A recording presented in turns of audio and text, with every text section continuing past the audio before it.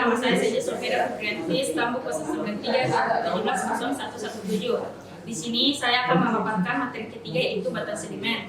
Pengertian dari batuan sedimen sendiri yaitu batuan hasil akumulasi yang terjadi baik yang berasal dari rombakan batuan yang telah ada atau batuan yang umurnya telah lebih tua maupun akumulasi hasil aktivitas organisme baik binatang maupun tumbuhan, serta akumulasi hasil proses kimia yang terjadi secara alamiah kemudian mengalami kompaksi sehingga membentuk massa yang padat.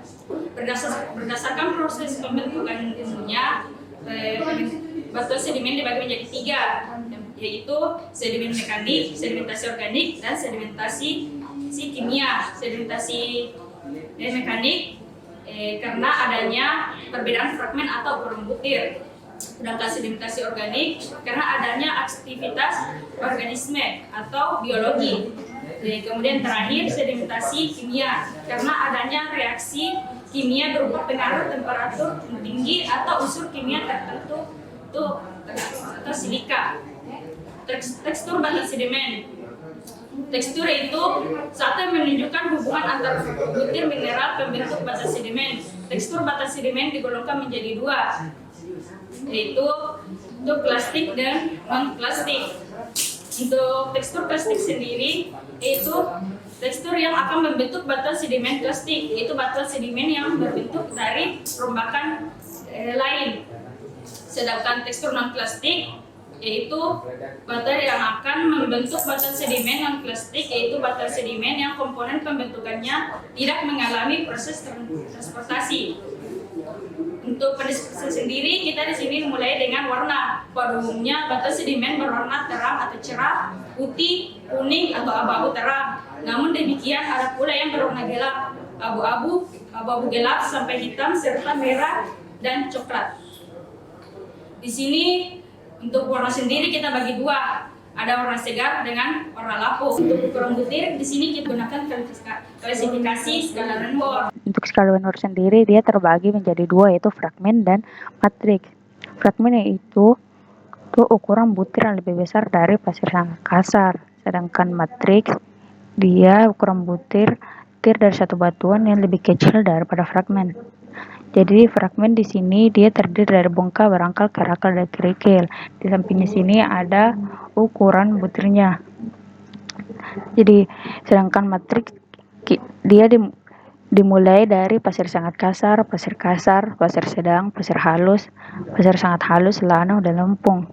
Jadi sebelum mengisi fragmen atau matriksnya, ada baiknya teman-teman memperhatikan permukaan batuannya.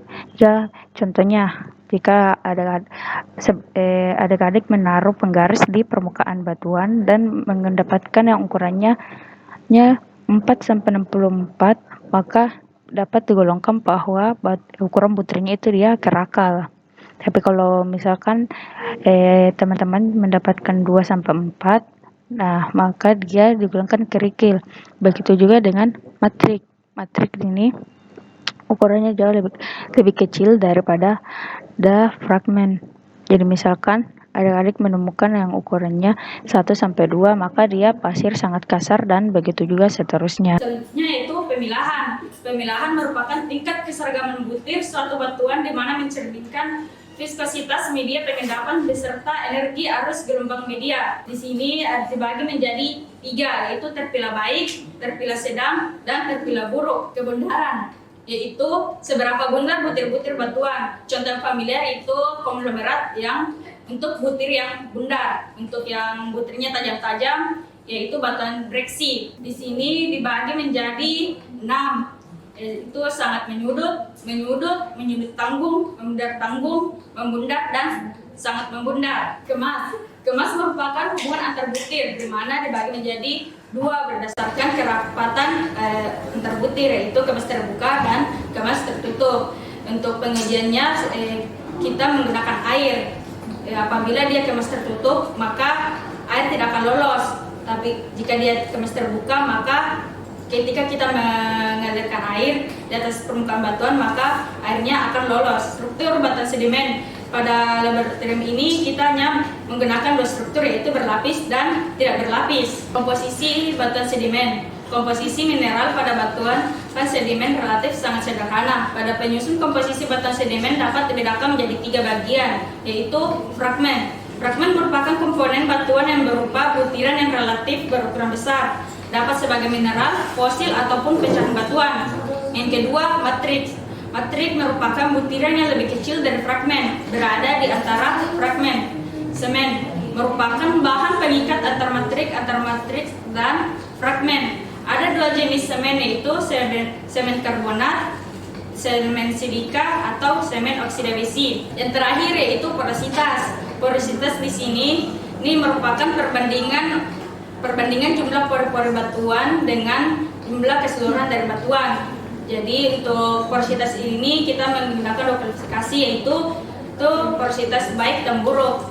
Kapan dia dikatakan porositas baik? Ketika kita meneteskan air di atas batuannya, maka air tersebut akan lolos. Dan ketika air tersebut tidak lolos dari permukaan batuan, maka porositas dari batuan tersebut yaitu buruk. Nah, selanjutnya kita lanjut ke pendeskripsian batuan. Baik, selanjutnya kita masuk ke pendeskripsian. Untuk pendeskripsian ini sendiri, di sini saya akan memberikan 2 contoh batuan klastik dengan non klastik. Sebelum masuk ke pendeskripsiannya sendiri, di sini saya akan menjelaskan perbedaan dari batuan klastik dengan non klastik ini sendiri. Yang pertama, untuk klastik ini sendiri dia merupakan batuan yang hasil dari transportasi batuan asal. Sedangkan untuk yang non klastik ini sendiri dia merupakan batuan yang terbentuk di laut. Selanjutnya, untuk perbedaan selanjutnya bisa kita lihat ketika kita meneteskannya dengan HCl. Untuk yang non-klastik ini sendiri, ketika diteteskan HCl dia akan bereaksi. Untuk yang klastik ini dia tidak akan bereaksi dengan HCl. Baik, untuk kemudian lanjut ke pendeskripsian. Untuk awal pendeskripsiannya ini ada jenis batuan. Di sini saya akan memberikan contoh jenis batuan sedimen klastik. Jadi di jenis batuan kita tuliskan batuan sedimen klastik. Kemudian lanjut ke komposisi. Di komposisi ini terdiri dari fragmen, matrik, dan semen. Untuk fragmen ini sendiri seperti yang telah dijelaskan pada skala Wenner sebelumnya. Jadi di fragmen dan matrik ini kita mengikut ke skala Wenner. Jadi di sini untuk pengisian fragmen ini merupakan ukuran butir yang lebih besar dari pasir sangat kasar. Jadi dapat kita lihat di sini fragmennya ada kerakal, yaitu ukurannya 4 sampai 64. Dapat kita lihat di sini fragmennya.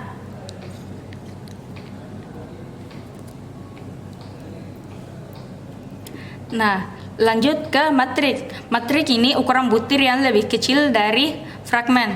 Dapat kita lihat di sisi yang ini terdapat pasir sangat kasar.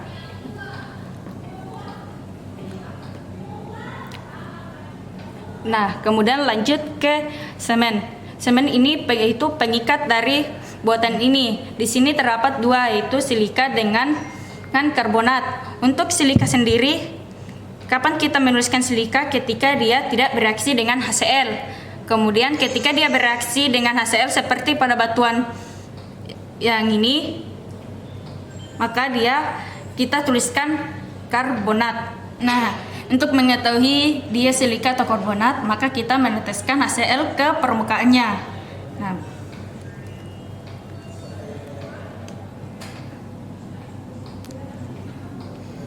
Nah, untuk buatan klastik ini sendiri, kita bisa lihat di sini dia tidak bereaksi dengan HCl. Maka untuk pendeskripsiannya kita isi dengan silika. Nah, selanjutnya contoh untuk batuan yang karbonat.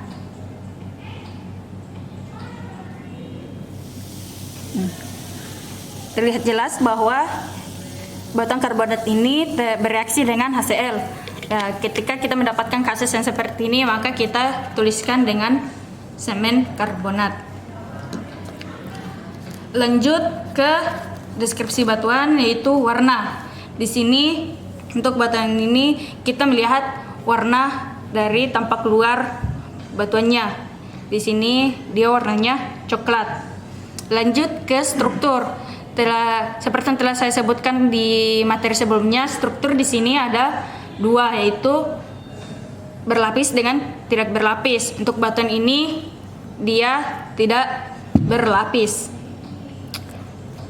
Lanjut ke tekstur batuannya. Tekstur batuan di sini dimulai dengan ukuran butir. Ukuran butir ini kita dapat isi tergantung dari fragmen yang kita isi di komposisi. Tadi di komposisinya kita menuliskan fragmennya dia kerakal. Jadi di ukuran butir ini kita tulis kerakal dalam kurung 4 sampai 64 mm. Jadi sebelumnya teman-teman harus mengetahui skala Wenner beserta ukurannya. Kemudian lanjut ke derajat pembundaran.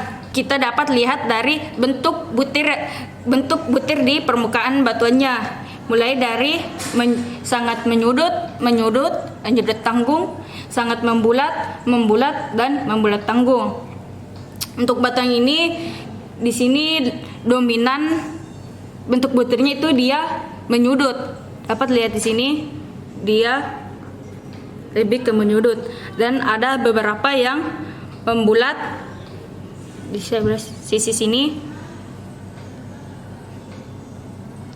Di sini dia bentuk butirnya dia membulat. Tapi karena yang dominan di sini adalah menyudut, jadi di derajat pembundaran kita isikan dengan menyudut atau angular. Oke, selanjutnya derajat pemilahan atau keseragaman butir. Di derajat pemilahan ini ada dua, yaitu terpilah buruk dan terpilah baik. Kapan dia dikatakan terpilah buruk? Ketika tingkat keseragaman butirnya berbeda, maka derajat pemilahannya dikatakan buruk.